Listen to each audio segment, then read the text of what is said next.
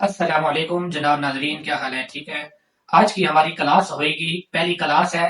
سب سے پہلے ہم وہ لفظ سیکھیں گے جو موٹے حروف ہیں۔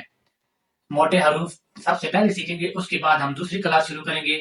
اس ویڈیو میں ہم موٹے حروف سیکھ لیں گے تاکہ سب کے لیے سیکھنا آسان ہو جائے، بڑوں کے لیے، بچوں کے لیے، بوڑھوں کے لیے، ہر عمر کے جو ہے نا لوگ، ان کے لیے سیکھنا آسان ہو جائے۔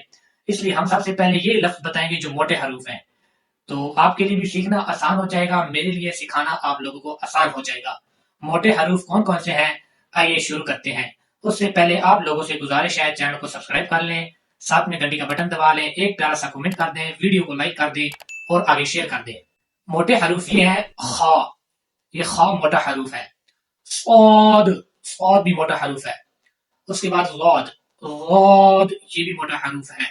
اس کے بعد تا، ایک تا ہے، وہ چھوٹا حروف ہے، موٹا حروف ہم کر رہے ہیں، پتلا حروف تا ہے، موٹا حروف ہے تا۔ اس کے بعد لا، اس کے بعد عین۔ یہ آج آپ کی کلاس تھی، آپ آج یہ سیکھیں، اس کے بعد انشاءاللہ نیکسٹ کلاس شروع ہوئے گی۔ یہ جو چھوٹے چھوٹے حروف ہیں نا، 4 5 جو حروف ہوتے ہیں، سب سے پہلے میں آپ لوگوں کو یہ سکھاؤں گا ایسا ایسا، پھر آپ کو الف بے تے شروع کراؤں گا۔